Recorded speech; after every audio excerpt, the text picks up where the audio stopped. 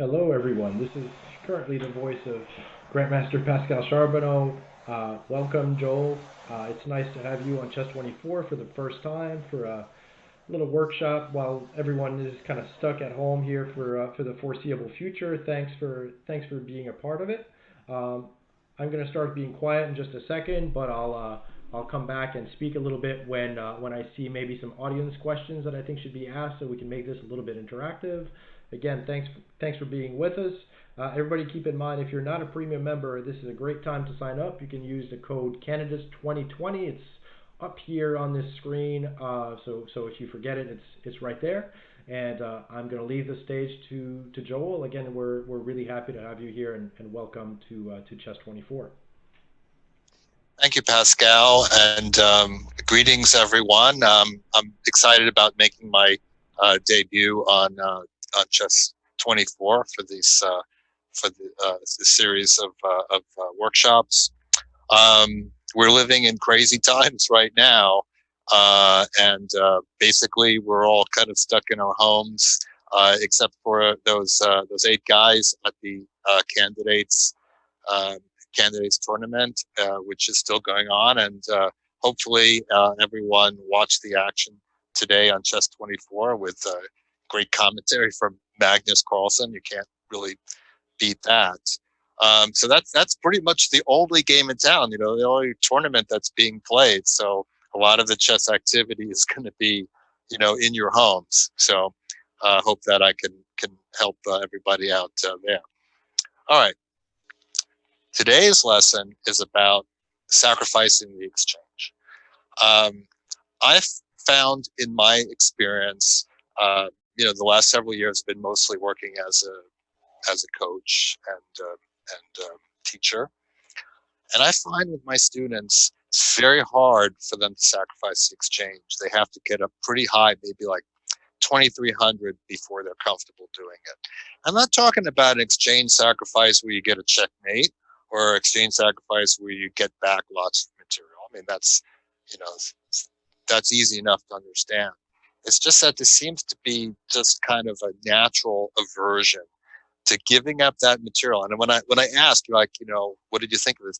Yeah, okay, I saw it, but I I just didn't see how I was going to win. As if, okay, they see a variation and they at the end of it they're still down the exchange, and okay, then it's out. It's too risky, you know.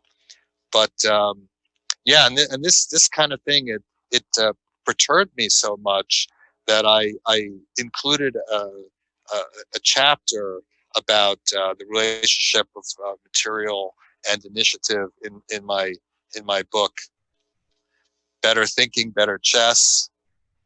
Yeah, of course everybody's read it, so I don't have to tell you about it. But um, yeah, so material initiative, that's the name of the chapter, and it has all kinds of sacrifices. But for me, that the exchange sacrifice is a really big one, because when you think about it, it's not that much material, but psychologically, I think it feels to most people like more than sacrificing a pawn.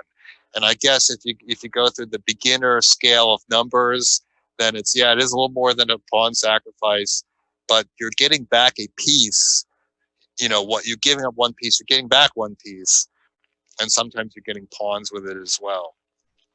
So really the number one thing that I want to do is kind of demystify that exchange sacrifice, that you understand that material is one feature of chess. Like, um, like you can give up the bishop pair to create a weakness in your opponent's pawn structure, or vice versa. So sometimes you give up something to get something, and you accept the fact that you do have this negative about your position. So that's kind of what it is, what it's about. So I'm going to kind of go through different classes of exchange sacrifices, and I've got a fair amount of material, so I think this will be more than one show, 2, maybe 3 shows. We'll see. We'll see how it goes. But I want to start with a couple of examples of sacrifices that I can kind of call no-brainers. I mean, they're so clear that the strength of the of the compensation. And I hope that after seeing them, the viewers will get an idea of how these are no-brainers. So this first game is actually, I guess, a somewhat famous game. I only learned about it last year by, interestingly enough, Googling for great games, because I was looking for material for camp. And this game is actually known as the Uruguayan Immortal. Of course, this the famous Immortal game, and then the Polish Immortal, and so on. So uh, anyway, I'll get started here. And it starts out, you know, nothing special. I'm not going to spend a lot of time on the opening. That's not really what this class is about. That's a slightly unusual move order, I think. White probably could take on d5, but I see grandmasters do that sometimes. So it's a Moran variation. And white doesn't really do very much, plays kind of very quietly.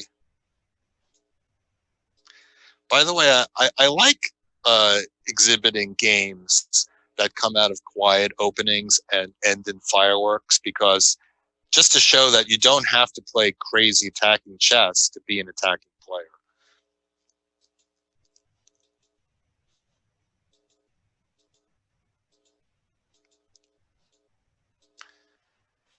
And so not that much is happening from to this point.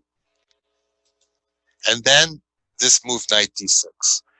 And it attacks the rook, and white is thinking, okay, when the rook moves, I take the bishop. I get rid of that nice bishop on the deck. Maybe I'm going to win a pawn. I mean, to my eyes, this move is crazy. This move is just not playable.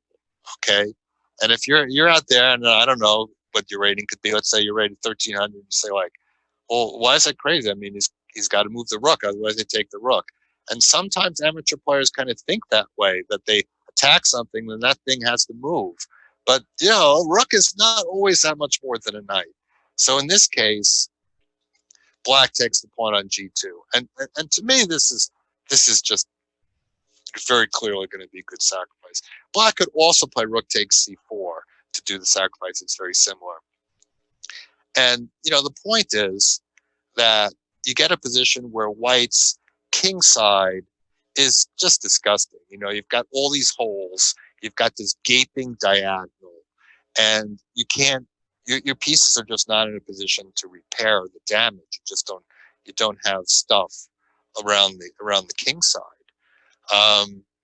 And so not a whole lot you can do. Now, white could try the move e4. And then black probably would take with the knight, like not be in such a hurry to give up this great bishop, because if you take the bishop, then black can, take with a discovered check and win some more pawns. And if f3, black can take the bishop with the knight and then move the bishop away. And then you got two pawns. Now, a thing about exchange sacrifices in general, I mean, you can't always calculate them out to mate or win a big material. But if you can get two pawns and some kind of positional advantage, like two pawns and something else, sometimes even just two pawns, two good pawns is enough. I think today we saw Wang Hao get in a position in the endgame where he grabbed two pawns for an exchange and the game was over, right? So if you have two pawns and something else, you can kind of rest easy. The sacrifice is vindicated, right? Okay, so now the thing is, the game was quite spectacular as we go on. So it's kind of fun to see how black took advantage of these big weaknesses. All right, so now the queen comes in. All right, obviously the queen gets in there to damage. So, all right, white stems the worst for the moment, prevents queen g5 by opening up the bishop. Rook takes knight. Now black can also play queen h5, but it's good to take the knight to get that defensive knight out of the way so that it can help out. And it's very aesthetic for a couple of reasons. Number one, it hangs the queen, but white isn't really going to take the queen because after rook g4 check, white has to put the queen in the way, and black is just winning a lot of material. So so white is going to take the rook, but now we have the double exchange sacrifice, and that's pretty cool. And again, it feels like a big investment, but well, okay. The only thing is that now black is really going to have to follow through and get a checkmate or win big material. But the chances of getting a checkmate are really extremely high because after the queen moves over, black already has two pieces, and all his pieces are going to participate in the attack. And one thing about rooks is that early in the game, in the opening or early middle game, the rooks very often aren't big factors. Like you look at this rook on a1, what does that have to do with the game, right? It's not going to be a factor. So you can almost say, well, black has a minor piece that's attacking against that rook, which is doing nothing.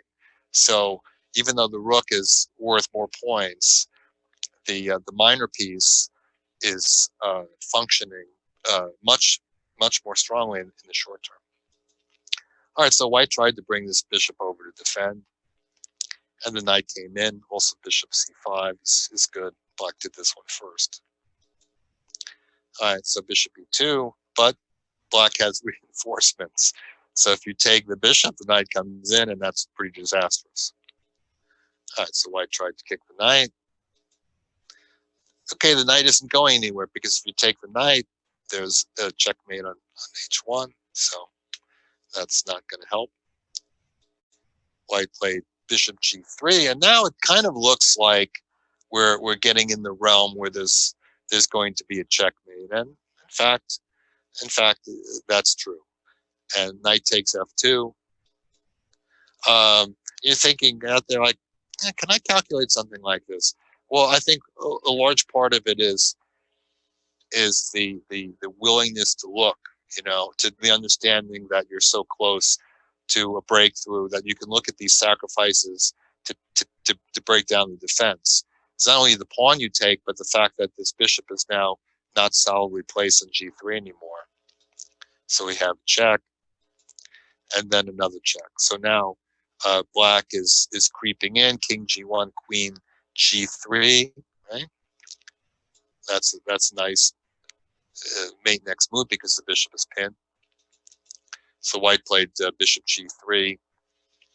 And now at first it seems like you don't have the mate because you might see this knight g4, but the queen can block, right? You go knight g4, takes, check, queen h3. So the only problem is this queen coming to h3. All right, so we have to deal with that. And this this immortal Uruguayan Luis Rucabral, this guy I never heard of, but he looked real good in this game. He comes up with bishop g1. So if the king takes, queen takes g3 is a prosaic mate. So he takes with the queen. Oh, actually he resigned. But let's see the finish. Queen takes, knight g4. Right? Have to take. You have no other legal move. Queen h6. Okay, bishop h4. Only move queen h4. Very nice checkmate. So I mean, this game is fun and spectacular for the attack, but really it was no big surprise because there were just these gaping holes in the king side, and you didn't have to do any kind of calculation to make the sacrifice because those holes were just and a pawn, but those holes in the king side and the fact that they made the black pieces so strong because they had all these good squares to come to, that was instantly worth more than an exchange. So that was easy enough easy enough decision to make. Now the next game, this game is an example of a no-brainer sacrifice, but completely different kind of thing. There's no checkmate involved in this game at all. It's just simply that after the exchange variation, it's very clear that the white is going to win. And this was played in the last British Championship, Michael Adams against Stephen Gordon. So this is a Grandmaster game. And I always enjoy Mickey's chess because he plays this little chess, but he does it so much better than I do it. So it's kind of like a goal for me that I could play like this. So he plays a lot of these side variations too. Now I do want to say a few things about the opening. First of all, this Bishop A4 is one of these space age moves. Okay, the idea is that Black wants to play A6 next move, and if Black plays A6, the Bishop can't go to A4 because it gets hemmed in, trapped by the pawns. So White is sort of making this preemptively, and he has a choice. He can play later C3 and D4. He could play C4. So it's kind of a little bit of a wrinkle here in the move order. But the other thing that I really like about this is after knight f6, he just castles. Now, before I was talking about how lower rated players, amateur players, very often have a hard time parting with material. Okay? Of course, there are a lot of players that play gambits, that they're book lines, and they understand what they're sacrificing for. But what's really interesting, if you look on the grandmaster level, they sacrifice pawns more than ever. And I think, strangely enough, it's the computers. If you go back in time, they would say, "Oh, computers, they just want to take material. They don't understand sacrifices." But now, you look at your Stockfish or your Komodo or whatever, and it's like giving up material, and you don't even understand why, but it's happy with it. So, just like I often comment on how nobody cares about that C pawn in the Catalan. The Catalan is kind of fallen in popularity a little bit, but I noticed that everybody's sacrificing it. Well, in this Moscow variation, it seems that nobody cares about the pawn on e4. But the computer says that if Black takes the pawn, White will play something like rook e1, knight f6, and d4. And this is actually pretty tricky for Black to navigate out of. So it seems weird, White wasted a move with the bishop and just hung the pawn, but it's still dangerous for Black to take it. So the idea is that White is kind of keeping his options open about how he's going to defend it. And Black played the move a6, which threatens b5, right? But now White goes c4. So if Black takes the pawn, it's pretty much the same kind of thing, rook e1 and d4. And again, a lot of compensation. So Gordon decides he's not going to take that pawn. But he plays e5. And I don't think this is a very good decision because this structure looks favorable for White. This knight on d7 is just not well placed. That really wants to be on c6, where it can hop into d4. And also the White bishop is sort of outside of the pawn chain, and this Black dark squared bishop, his bad bishop, is not.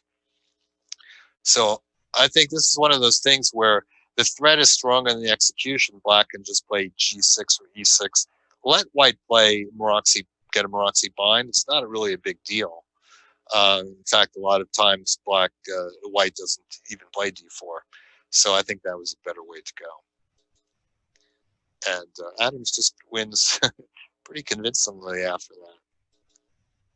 So, okay, he's looking for a lever on the queen side. And h3, okay, so he can develop the bishop to e3 without knight g4. Also a bit of a waiting move. So Black goes back looking to play f5, I guess. So b4. Black never really gets around to doing anything on the king side. All right, so he takes knight c5, and now knight d5. Okay, so White is starting to put a little squeeze on the queen side. It's getting a little bit unpleasant for Black. But in any case, what he did now led to a lot of problems, and he played b5.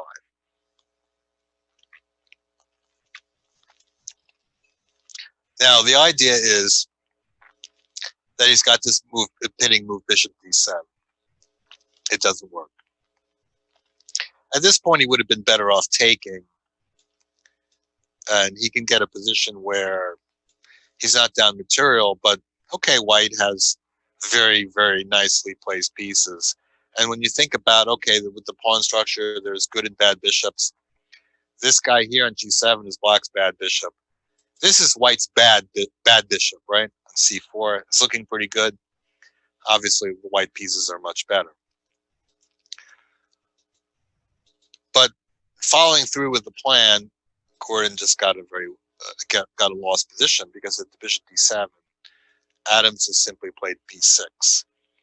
And this is where you can have this illusion or delusion sometimes that a move is not playable. Like I said, that, well, the piece has to move, like a rook has to move if you attack it with a minor piece. And this is like, well, the pawn can't move because, I'll get a rook for a minor piece. But b6 is just very, very strong. And part of it is this passed pawn on b6. But it's a little more than that. Because in order to win this exchange, black has to give up his two best pieces. Okay, so you can write this down, right? When you're thinking about an exchange sacrifice, if you can give up the rook for your opponent's most effective or one of your opponent's most effective minor pieces, that makes a big difference. Okay, so black is left with this terrible bishop, which can't influence events on the board, right? White has a dominating knight. So dominating knight plus a passed pawn, that's almost no-brainer territory right there. But it gets worse. It gets worse because what can challenge this knight? Well, only black's knight, not the bishop. Bishop is useless. But if black plays knight f6, white can play bishop g5 and give up his bishop. And that leaves black with this bishop, which can't influence anything. It's really a tall pawn. And so white will just, flood in with his pieces. He can maneuver his knight to the queen side like he did in the game. And black will just look on helplessly. Eventually white will queen that pawn. Well, pretty much the same thing happens here in the game. Black plays f6, which is an ugly, ugly move. I'm sure that Stephen Gordon was not proud to play these moves, but okay, he's trying to defend with a rook along the second rank. Knight d2. So that knight comes around. Okay, this position is going to be strong for white, whether queens are on the board or not. So he just, Adam figures, why not trade? Because black can't organize any counterplay. That pawn is going to be decisive. So, all right, f5. Well, okay, white just secures the bishop. The pawn isn't really doing anything at all. And he tries to bring the bishop around. And at first, Mickey hops in. I don't know, maybe he'd used up some time on the clock and or whatever, but he just decided to kind of probe this, look at some different positions. And then again, black really can't move anything. So he eventually settled on this move a4. And okay, just a little tactical point that if black plays knight f6, his knight takes d8, just winning all of black's pieces or queening the b pawn in a couple of moves. So, again, black is in no position to challenge the knight. So, okay, he tried to challenge the knight, but now the knight goes to b4. And it's going to take the pawn on a6, and then it's real space invaders, two pawns coming through. Absolutely nothing that can stop them. So already, black is in position to resign. So that one had nothing to do with checkmate, but the compensation was pretty obvious because white just had so much. White not only had a strong advanced pass pawn, white not only had a dominant minor piece on an outpost square, the knight of d5, but also that outpost piece could not be challenged. So, that's, you want to get to a point where you can recognize that kind of compensation is very strong. Okay, so I'm going to move on to a different kind of class of exchange sacrifices. These ones I wouldn't say are such no-brainers, but they're mostly about weak squares, and very often you can sacrifice in exchange to create weak squares in your opponent's position. And if that square is important enough, even one square, that can make a big difference.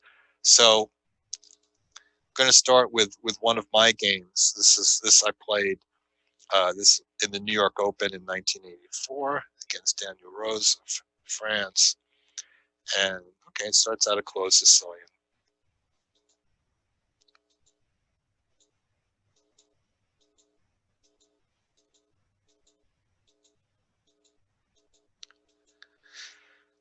Kind of standard stuff. Bishop f2. So this has the idea that white wants to take on d4 without, without getting forked.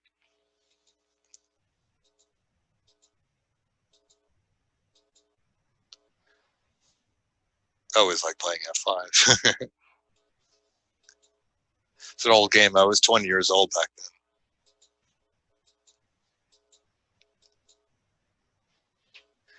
I think that's probably a little bit early to break the tension, but probably that's not so bad in itself. But I think that white should kind of keep things a little more fluid. I don't like this move d4. Although the engine says white is still not doing so badly after it. But after d5 now, we're creating some weak squares. Okay, black has a weak square on e5, but okay, anything coming in d5, certainly black could chop. White has a very weak pawn on c3, backward pawn and open file, backward and restrained. And also the square in front of it is a weak square, right? So big weaknesses there. e4 is also kind of a juicy square because if black were to succeed in putting a knight there, it would have more impact than white putting a knight on e5, because if white took the knight, black would get a protected pass pawn. Okay, so I don't really like the situation much for white. Knight c1, knight e5. That's a bad move, g4. That actually creates weaknesses in white's position. Also improves one of black's pieces. In fact, the bad bishop. Sometimes the bad bishop can be the best piece on the board. How is that possible? Well, because if you think about it, bad bishop means you have pawns on that color, and most likely your opponent has pawns on the other color, right? Because they're usually facing off. I mean, if the pawns are fixed and create bad bishops, that's how they're going to be. So if you get your bishop outside of the chain, then there's a lot of squares and open diagonals because your opponent isn't blocking it with his pawns. So it makes a lot of sense. Okay, g4 was not a good move. White should have played knight d3, headed to the good square in e5. And the engine wants to claim that white is more or less okay. It just looks like a better position for black to me. But after g4, all right, now I get a good position. All right, first attack the pawn. He takes, I take with the rook. He defends, I jump in, threaten a little forky. Queen f3. Okay. So far so good. Knight is beautiful on c4. Rook on f5 is blocking his position, but of course he has an idea to attack it with a minor piece and chase it back. Well, turns out I'm not really too concerned about that. I'm thinking about how I can improve my pieces. And here we get to the subject of the bad bishop. Okay? And so I improve the bad bishop. Bishop h3. Now, okay, the engine always spoils these old games, because this was played in 1984. So I don't know what it was like maybe 20 years before the computers were strong enough that, they would really provide top quality analysis and sort of, mess these things up, right? So the engine points out that I could play bishop h5, a little finesse, a little bit stronger to chase the queen first. Okay. But still, I played the thematic move bishop g6, okay? As Yasser Seirawan said back in the day, take my rooks, right? Okay, so he can take the rook, then the bishop replaces it. He plays knight d3 first, and okay, I could move the rook, but just defend the pawn, get my queen out. So I mean, the rook can move, but I'm ready to double on the f file. All right, so he takes. Hey Joel, this is Pascal back. Okay, I got a quick question here from the audience. sure. It's a bit general, so I'm glad you have to answer it and not me. Someone Okay. says, I'm usually hesitant to sacrifice material because I don't see a clear result ahead, and it's a big risk given the material loss. How do I get rid of this mindset? Well, that's what I'm trying to do today. Okay, that's why I've been. I don't know if the viewer was here for the whole time, but that's what I'm trying to do. I'm trying to demystify this. Like for instance, if you uh, like you might want to give up the bishop pair to outpost a knight, and you don't look at that and say, well, I mean, if this knight doesn't turn out to be strong or gets chased away or traded, then I gave him the bishop pair. So I mean, I've got to see that I get an advantage doing this, or I can't do it. So that's what I'm trying to say. That try to demystify it, right? That you don't have to win material or get a checkmate. You just have to try to recognize these advantages that you get. Okay, so in this workshop, I'm talking about the various advantages, right? Like the first one we saw, the weak squares around the king. All right, that led to a mating attack. You didn't have to see the mate. You didn't have to. You just had to see those weaknesses that could give you that potential attack. Okay, and in this game here, all right, it's not like black is checkmate. It's a long way off. It's just that even though white technically has an advantage in quality, and interestingly enough, in Europe, it's often like the German translation is quality for what we call the exchange. Uh, white technically has an advantage in quality, but not really, because the rooks, it's a little bit of a block position. There is that open G file that white could potentially put rooks on, but he's so cluttered and he has so many weaknesses, so many weak squares. Like, for instance, the king can't go to H1 to allow the rook to come to G file because of bishop E4. So these moves are taken away from white. Also, look at this bishop on E1. Okay, right? Remember I said before, it makes a difference what minor piece you get back for the rook. Okay, you want your opponent to sacrifice a good piece for to win the exchange, right? So white gave up that's very important light squared bishop. So he's very weak on the light squares now. The dark squared bishop, it can't help on those squares. The best it could do is go to G3 to block up the file. Now, that's not to say that this is a winning position for black. And as we go forward, we find that there was a moment or two that white could have saved the game, as tactics get into it. But it was difficult. It was an easier game for black to play. White already is very short of useful moves. So that's what I'm trying to say, okay?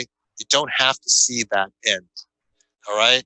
You have to, you have to trust your intuition, right? If your intuition tells you, I'm getting all this good stuff, if I have all this good stuff, it's probably going to work out being down the exchange. Right? You have to take that leap of faith sometimes. Okay, so rook d1 not only defends the knight, but allows the bishop on e1 to move. Otherwise, it was a fork on d2. All right, so I get my rook ready to come to g8. Now, he does have this knight on e5. So he gets one thing out of this. Okay, so discover check. Oh, by the way, it's kind of interesting that if he takes this knight, bishop takes d4 is really quite ruinous because it's a double check. He has to move the king, and then I have the possibility of winning his queen. Okay, so he blocks, and then I keep that knight. I don't want to take this knight. I know it's a good piece, but if I take that knight, let's say he takes back this way, he gets a lot of space out of it, and also an open file. Okay, and as you get open files, the rooks start to live. They start becoming a lot happier. So I definitely don't want to do that. I can work around that knight on e5. It's not really bothering me too much. So I open up for the rook. Not necessarily in huge rush here. Bishop e4. So you notice I get a square for everything. So this bishop is cutting him down this diagonal, and the knight is jumping on this bishop on g3. It almost looks like it should be a routine win, but it turned. I got another question for you, Okay, go ahead. Joel. This is coming from someone named Chess Tiger, who seems to be named maybe after Petrosyan. He's asking who's a strong top GM who you would look to that makes exchange sacrifices today, like a player of today rather than like Petrosyan of the past. Okay, I got one for you. He's not playing quite so much these days, but Vasily Topalov, absolute master of the initiative. Just it just can be like a brutal attacking player, full speed ahead.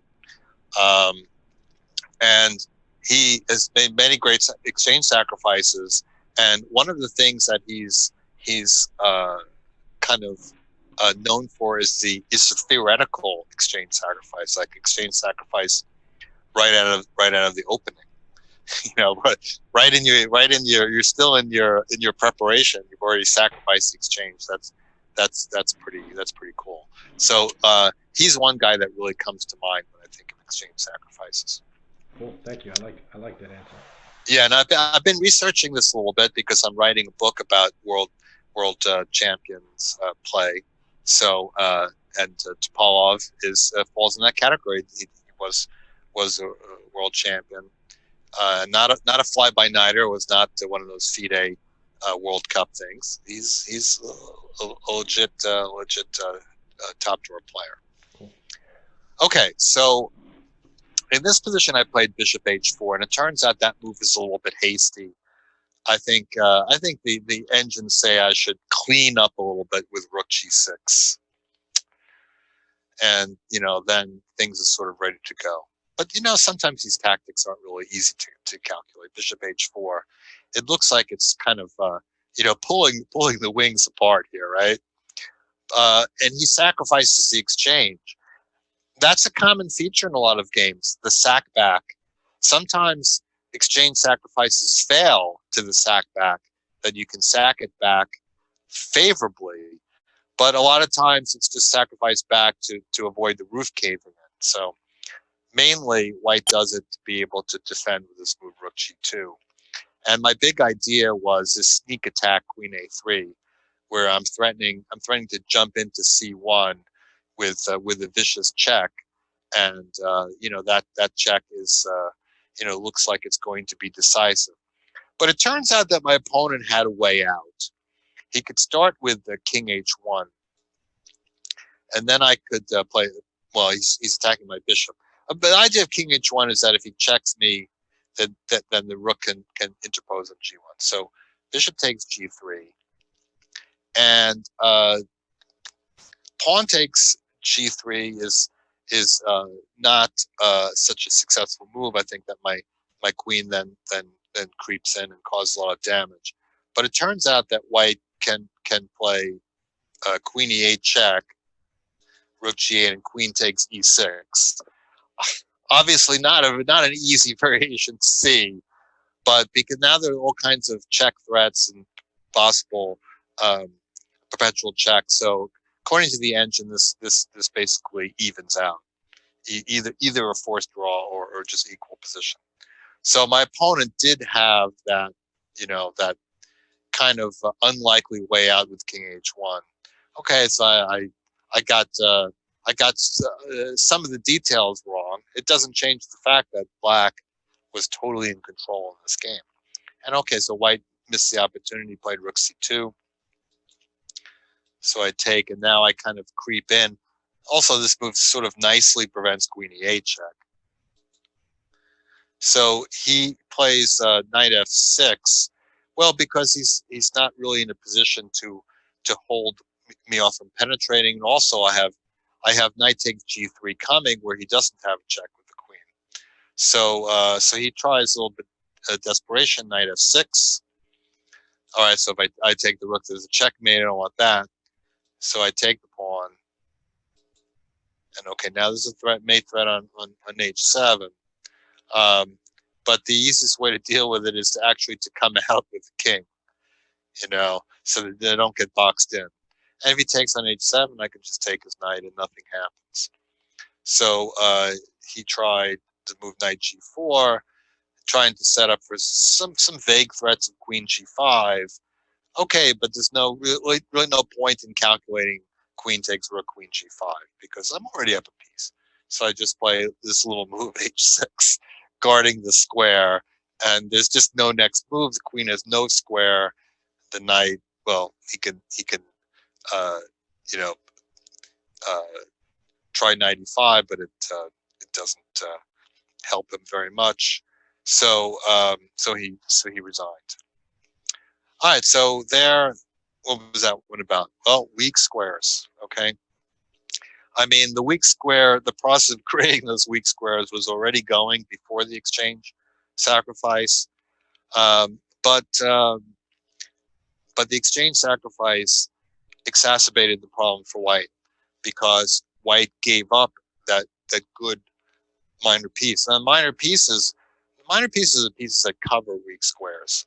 Rooks are for getting on open files. They're not really defensive pieces, right? So he had all these weak squares to cover, and the only open lines really were usable for black. So that meant that all likelihood the exchange sacrifice would lead to a good result. All right, I'm going to step up in class a little bit here. This is Anatoly Karpov, okay? And I don't think offhand of Karpov as a master of the exchange sacrifice, but he was certainly a darn good positional player, a darn good strategical player. And he showed in this game. So Christopher Lutz, grandmaster from Germany, is playing white. And he's a pretty strong player. This game was, I guess, I think it was played in the 90s. All right, so was a popular theoretical variation.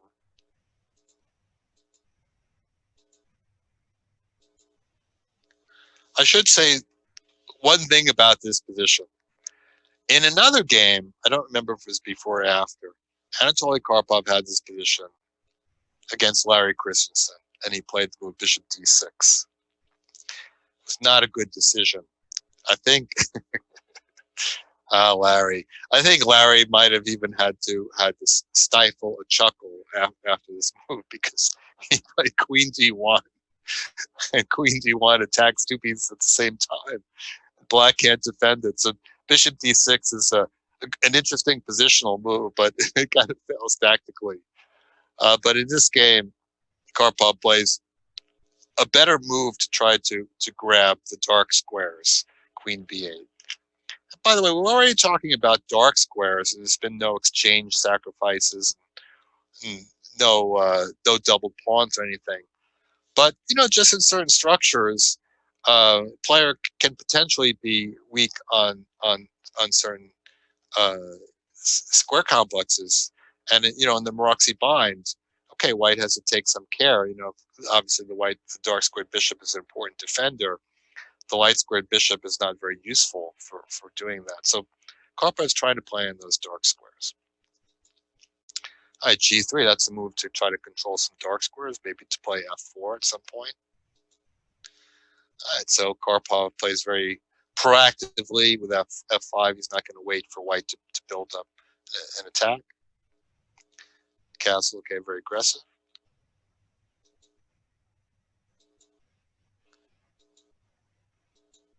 All right, so finally we get some trades here, and this creates an isolated pawn. And because it's an isolated pawn, we have this weak square on e5. Okay, chess. Chess, you can't simply just say, "Ha, weak square." I mean, how can black take advantage of it? That's kind of the key. All right. So first thing is he moves that bishop to head out there and goes rook f1. Okay, so Blitz is thinking, well, I'm preventing kingside castling with this move. I'm pretty happy about that. Bishop e5. All right, so let's challenges that bishop. All right, keeps that defended. And now, in hindsight, White could have played more straightforwardly with takes, queen f2. Black's got to castle this way, can't castle on queen f4. So this sort of, mitigates the weakness of that square, and black can take, and then the rook can take, and with the doubled rooks, White is controlling the f file, and leads to a more or less equal position. Okay, imagine White was going for more. I mean, Karpov is a guy you can draw with. I mean, I managed that, but beating him, that's wasn't so easy. Not at all back in the day. So queen e2, castles. Okay, White was looking for queen h5. All right. Okay, so queen h5 attacking e5. So you guys out there, you might, your first thought is, if you're not a master yet, amateur player, I can forgive you for thinking that black's going to play bishop f4. I mean, there's a little bit of an issue that if you take this pawn, White has this move e5. And it's only the rook is hanging and h7 is hanging. That's pretty bad. So I think Black can't even take that. He can play maybe g6, but then the queen defends everything. And suddenly White has a very nice fluid position, no weak squares. The black king looks kind of in danger.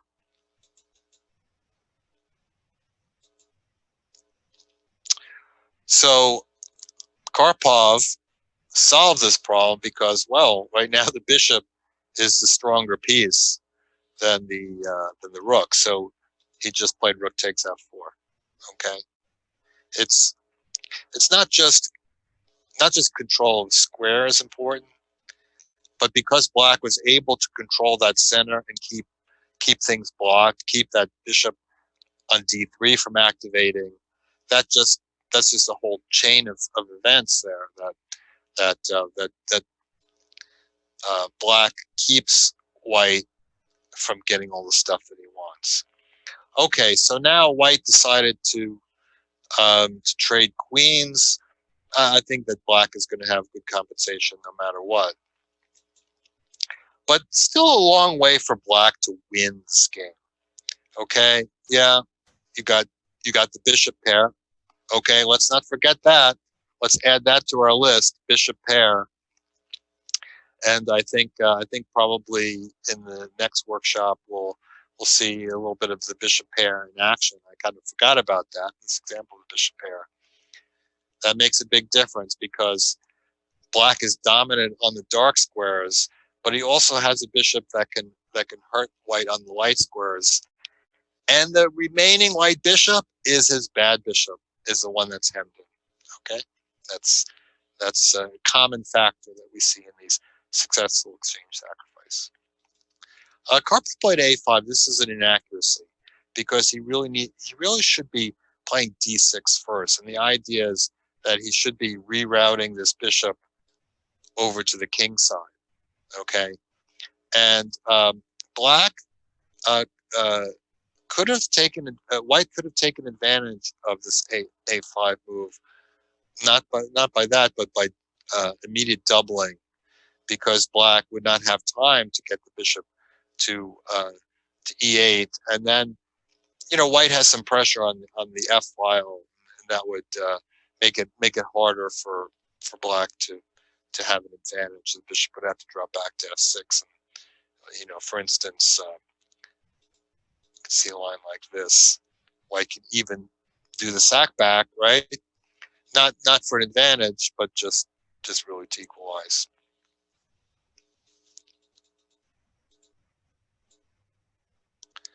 But okay, he wanted to kind of he wanted to try to keep his pawns supple with b3, but now comes d6 and that maneuver. Very nice maneuver. Bringing the bishop to g6, still hitting e4. And the king side is really taken care of. All right. So he has all these nice little moves, right? Bishop d4. Well, white can't play rook f3. So he has to go off the file. And that allows this rook to activate. So now the rook can come over to the king side, do things. And now the bishop retreats because he wants to start using his kingside pawns. Note that white can't double on the f1. And, Karpov moves it up by degrees. King to g7, and then now he's ready to play g5 because note that white is in fork position with his bishop coming to h5. Yeah? So Karpov just takes advantage of all these little features that pop up and that allow him to make continued progress. So also he's keeping those queenside pawns from moving. h4, apparently this was not a great move because now black gets a passed pawn, also activates this rook.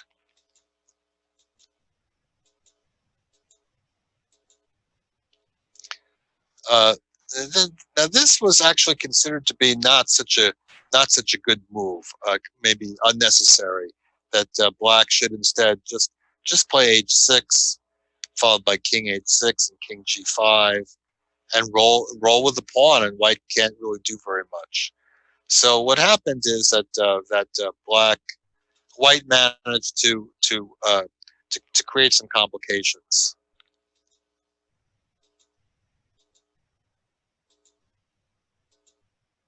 Because he opened the position up a little bit.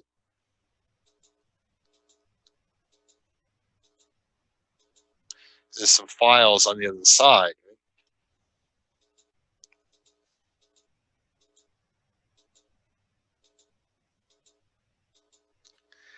And there's just one opportunity for white. I think this move a5 might be okay in itself, but I think that white should play e5 here. And sometimes when you're defending these depressing positions, you have to be vigilant. You have to be on the alert. So okay, the d pawn can hang. Yeah, now king f4, rook takes d6. Breaking up the pawn structure. If pawn takes on e5,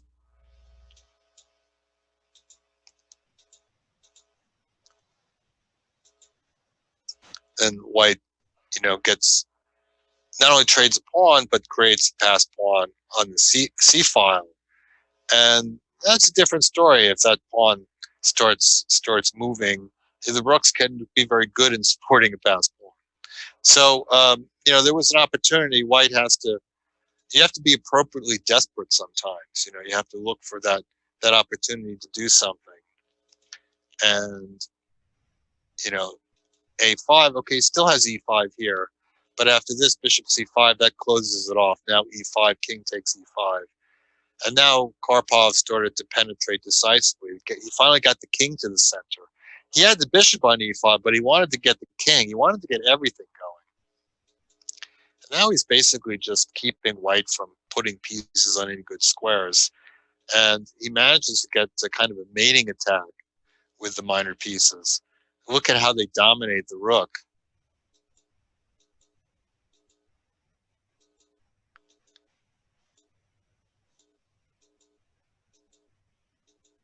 It's quite pretty, really.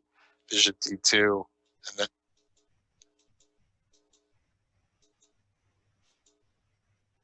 and then wherever the rook goes, the bishop discover check can get it. So, okay, it was a position that was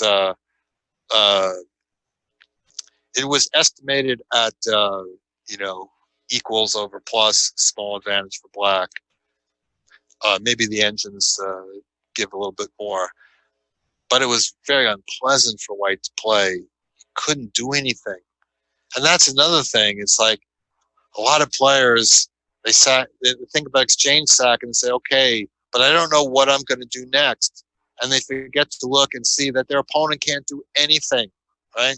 It's just totally passive. When you can reduce your opponent to passivity, it means that you've generally done something good. So that's why, that exchange sacrifice is very worthwhile. All right.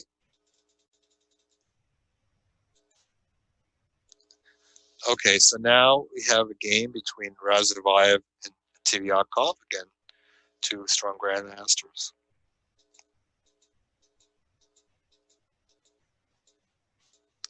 Queen's Indian. I'm not going to say too much about the opening. Tivyakov is a specialist in this particular way of playing without knight e4, just allowing d5. Especially because you don't have to worry about that annoying pawn sacrifice, which is probably equal if black remembers all the theory.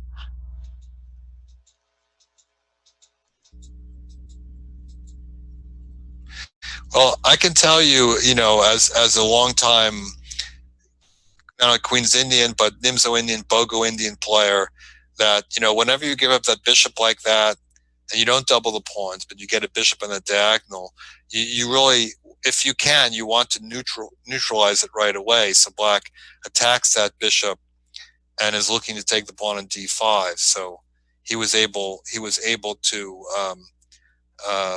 get the bishop right back. And on top of that, after this move knight e3, that leaves white vulnerable to the sacrifice on e3.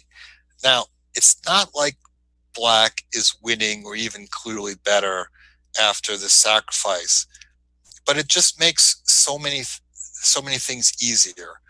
I mean, we have a kind of Benoni structure. So white has this idea of putting this knight in f5 if possible.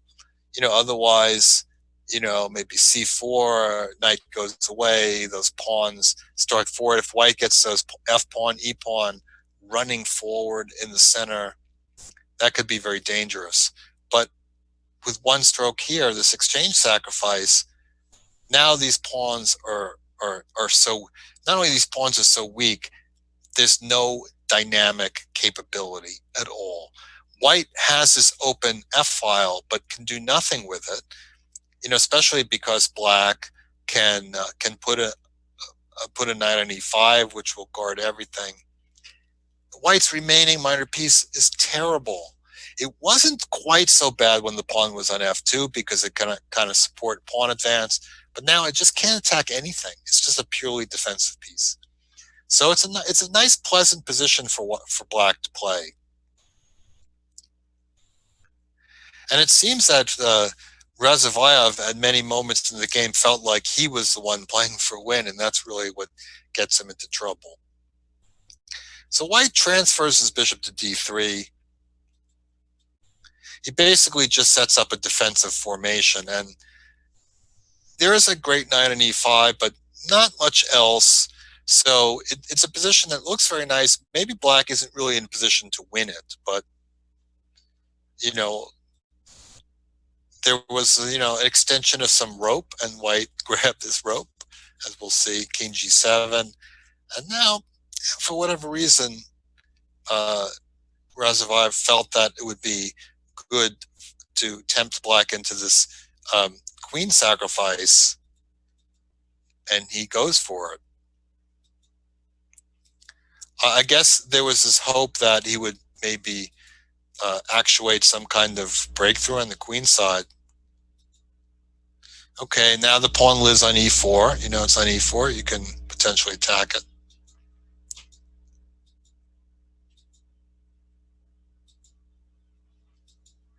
Okay, there was some idea in this position that maybe white is threatening c5. So knight f7 guards d6. But white should have I think white should have just waited as much as possible although it can't guarantee that black wouldn't get somewhere. Maybe this knight can come to d8, b7, and c5, and maybe win the e4 pawn someday, and that's could be a start. But it's a long way to win the position. But after this break that white makes c5, this was really a miscalculation. I think just maybe missing this move and this move, and white doesn't get in, which means that he's just basically torpedoed his position, and now it's all going in the other direction. Now black isn't in a hurry to take on e4 because this knight, blockading knight, is guarding everything. So he keeps that piece on the board, works around it. Meanwhile, scooping up lots of material. Now that pawn is gone. Black king is very comfortable. He makes it more comfortable. See, when you have a position your opponent can't do anything, you don't have to rush. Just keep improving your position. Now black is very, very safe, and he can think about coming forward. At this point, he doesn't even worry about the h-pawn because he's full speed ahead with the c-pawn. And belatedly, white gets some offense. He gets to take some pawns, but now that the c-pawn is so strong, if white trades bishops to the pawn queen, so he has to sacrifice the bishop.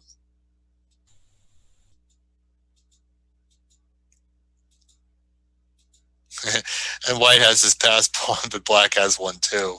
That's the problem. So white resigned. So, okay, exchange sacrifice, like I said, not like it was winning, but really just made black's position very, very easy, because the weakness of the pawns, not just that they're doubled, it's that they're doubled and backward, both backward pawns, and could not advance. Like I said, no dynamism in the white position. So, that just took away all his play, right? So that was, that was a very, good decision. I say almost a no-brainer. Rook takes e3, not because you're going to win, but because you can feel sure that it's not going to be a bad move. That black's position is going to be okay. Okay, and finally, this is kind of a classic game played by Botvinnik, and this is an exchange sacrifice to affect a transformation of the pawn structure,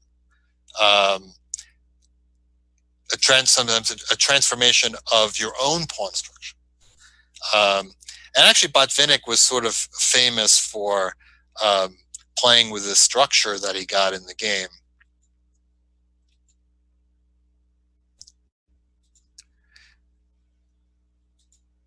I'm not sure why we tell you who lost and who won in the beginning of the game.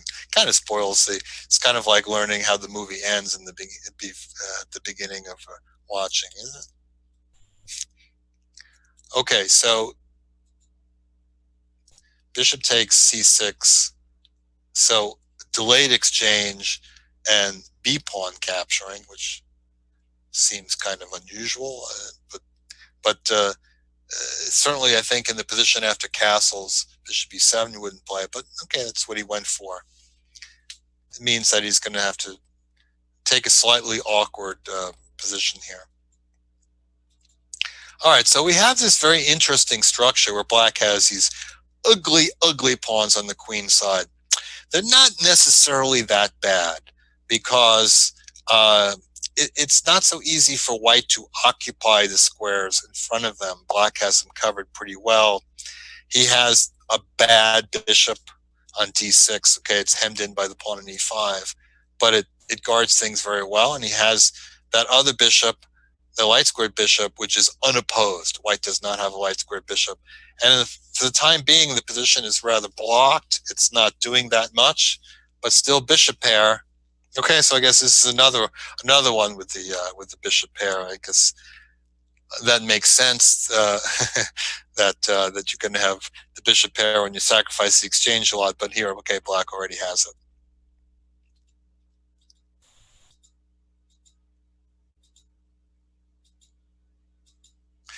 Interesting that Botvinnik wants to avoid the move g6 to prevent the knight from coming in. Finally, he does it.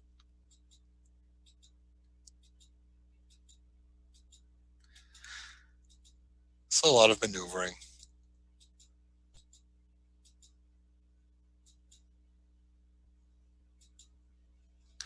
All right, so this is sort of a classic Botvinnik structure, because he had some games in the Nimzo Indian where he had the pawns doubled, and he traded his d pawn to sink a knight into d5. But in this case, he trades knights. Kind of interesting. Well, I guess his pawn in a5 was attacked. Maybe he hadn't, well, I guess he didn't really have time to set this up too much. White has ideas of playing c5 in a lot of positions. So he didn't get to put the knight on d4, so he kind of did the next best thing. c6. Now, that's a move you often wouldn't want to play because you destabilize the bishop on d6, but okay, he's got it guarded well enough. And so white is not going to be able to occupy d5, but black can occupy d4.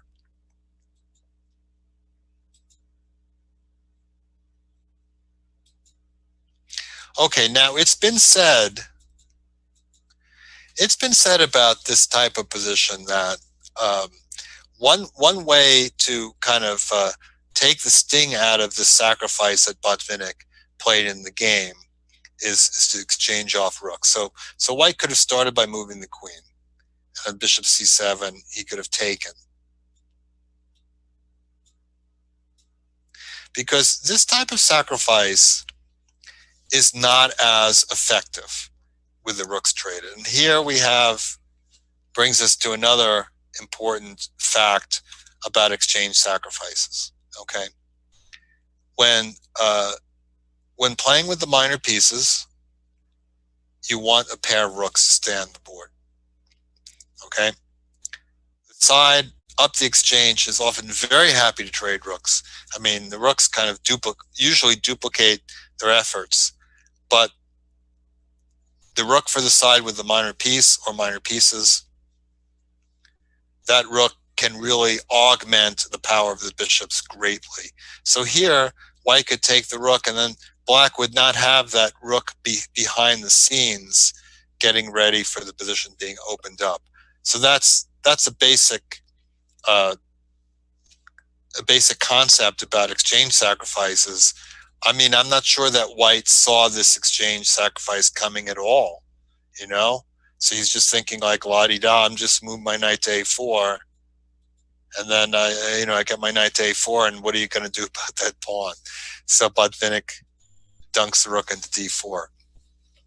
Now, what's interesting about this position is that my stockfish is saying white is better. Whether he takes the rook now or not. Now, of course, white doesn't have to take the rook. It's a passive sacrifice. He'd go knight a4, and there is sort of the idea that you could maneuver this knight around to d3, so that you have this knight on the good blockading square in front of the pawn. But I'm not sure that it changes all that much. Maybe black would just play, bishop c8 and maybe quick f5, similar to did in the game. I think at the very least, black has what I would call a good position. Not worse, maybe better. But I know it's just interesting. We're in a world where we love our engines and we trust our engines, and really way too much. I always see the comments on Chess24 that are like totally based on an engine number, But I think here, I think the engine doesn't get it, really, because it takes a very, very long time before it realizes that black has an advantage. So this Lublinsky, I should mention his name, he decides that he's going to take with the knight and keep the bishop, and this may seem like a professional decision, but actually the bishop is pretty blocked in, and black has the bishop pair, and you say, like, what's so great about the bishop pair? Look at that bishop on c7. Yeah, it's really blocked in. But the other bishop is the unopposed bishop, and that's going to be a good piece. When black plays f5, then it's going to be a dilemma for white, because if he takes on f5, he opens up the position, the bishop becomes stronger, but if he doesn't, black squeezes for even more space. And we see again another position where white has no activity. The bishop can't do anything. The rooks are totally blocked, okay? That's the thing to consider about the exchange sacrifice. Do the rooks have open lines? Can they do anything? No. Here they're just sitting around.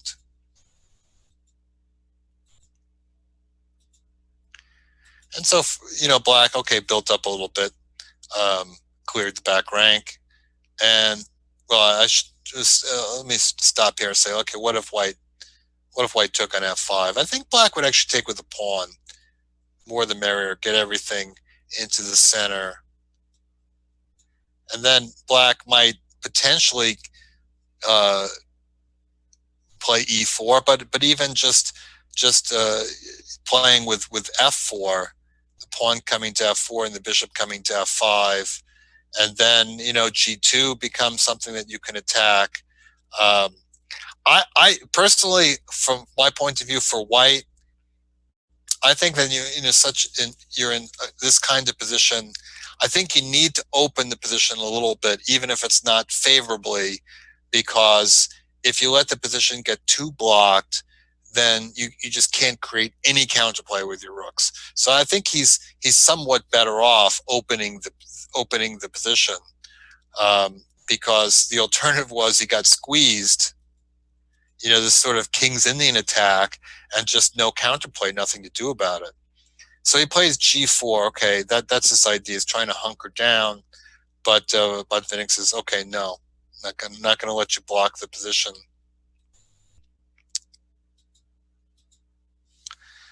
Yeah, big problem for white, right?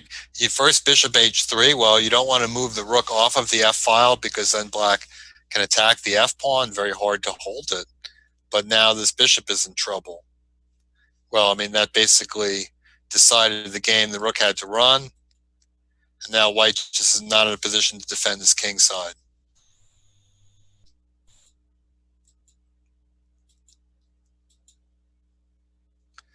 All right, taking his time, make sure he defends the pawns. Use the queen on the light squares. Bishop e3. Looks a bit desperate. Maybe g4 is coming. Don't really see what to do about that. So he played bishop e3. Okay, why not? Because you're winning material. So white gives back the exchange. Again, the sack back, but under bad circumstances. Black has these two pawns in the center. I would say that there's probably many ways to win in this position. The pawns can come forward, but also mating ideas are pretty relevant. Bishop f3 was creating a mating net. Now he's got the h pawn in addition to everything, and that creates mating threats too. Okay, now bishop e4 is coming, so he resigns. Yeah. So that was a slightly different one, because before we saw exchange sacrifices to get a control of a certain square, or maybe to weaken the opponent's pawn structure. But in this case, exchange sacrifice fixed, or I should say repaired, because fixed has a double meaning in chess, repaired black's pawn structure.